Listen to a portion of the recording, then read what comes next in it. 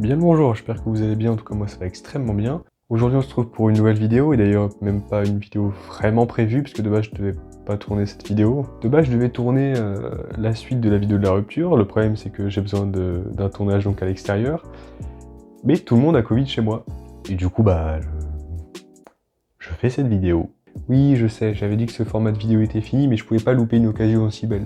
Bref, attachez vos ceintures et préparez-vous à embarquer aux États-Unis. Aujourd'hui, on va voir la décision de la Cour suprême aux États-Unis par rapport à l'avortement. Et ça, c'est le 6e épisode de la pause du midi, mais avant ça, générique. Pour comprendre cet événement, il faut un petit peu remonter dans le temps, et je vais devoir vous expliquer ce que c'est que l'arrêt Roe versus Wade. Quelques années après avoir accès à la contraception, le droit à l'avortement pose désormais débat. En 1970, une femme nommée Norma McCovey est enceinte.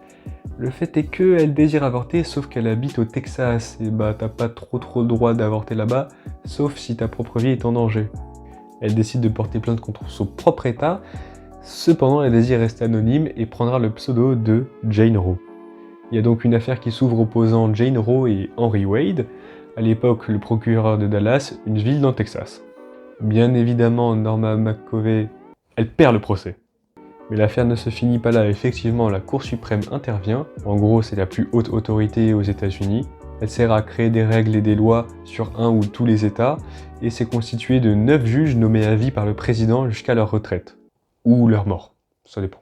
L'affaire est en route et en 1973, il décide à 7 voix contre 2 de faire en sorte que l'avortement soit légal dans tous les États. Faut bien comprendre que désormais l'affaire Roe versus Wade est historique et aux États-Unis tout le monde connaît au moins de nom cela. Le fait est que la Cour suprême actuelle n'est pas constituée des mêmes personnes que dans les années 70, pour des raisons évidentes de retraite et aussi de mort. Mais parmi les juges actuels, il y a 4 conservateurs, 4 progressistes et un qui est en gros au milieu. Le vendredi 25 juin 2022 bien évidemment, ce débat a été relancé et l'argument principal de ce débat c'est que le droit à l'avortement ce n'est pas dans la Constitution. Pour la faire courte, la Constitution c'est un texte qui encadre les lois dans un pays pour ne pas faire passer n'importe quoi comme loi en gros. Le résultat des votes a été de 6 voix contre 3 en faveur d'une modification de la loi par rapport à l'avortement. Autrement dit, le droit à l'avortement n'a pas été interdit, mais il a été mis à la disposition de tous les États. C'est-à-dire que n'importe quel État peut désormais interdire ou non l'avortement. Et il y a à peu près la moitié des États qui risquent de l'interdire, ou qui d'ailleurs l'ont déjà interdit. Mais certains feront des exceptions, bien évidemment. Par exemple en cas de viol, d'inceste ou de danger pour la femme.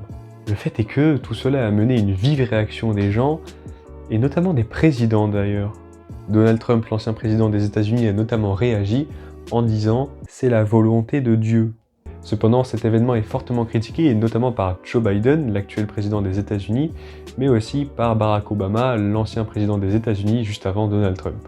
Mais s'il est vivement critiqué aux États-Unis, en France, il fait tout autant polémique. Le président Macron a par exemple tweeté « L'avortement est un droit fondamental pour toutes les femmes, il faut le protéger et s'exprime ma solidarité avec les femmes dont les libertés sont aujourd'hui remises en cause par la Cour suprême des États-Unis d'Amérique. » Et même durant par ailleurs d'autres événements, cela a fait réagir, et notamment durant la Pride. Je vais vous montrer le témoignage d'une femme interrogée sur BFM TV. Préparez-vous. Quand vous avez appris cette décision hier, quelle a été votre réaction ?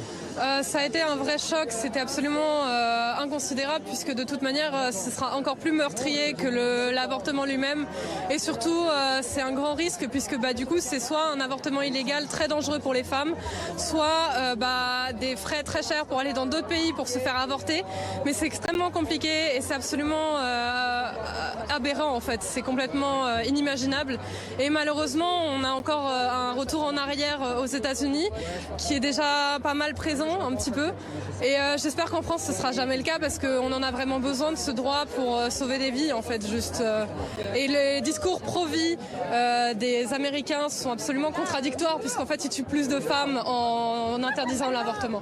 En étant présente aujourd'hui, est-ce que ça vous donne aussi envie de vous battre encore plus pour ces droits justement ?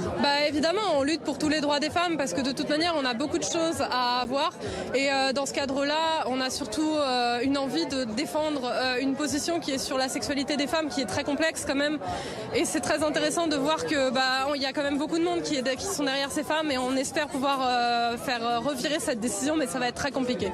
Dans un pays aussi avancé que les États-Unis, c'est marrant de remarquer quand même que pour avoir des droits, il faut encore se battre. En réalité, ce sujet il pose même une autre problématique dans le sens où on peut même se poser la question de si les États-Unis vont pas devenir de plus en plus conservateurs.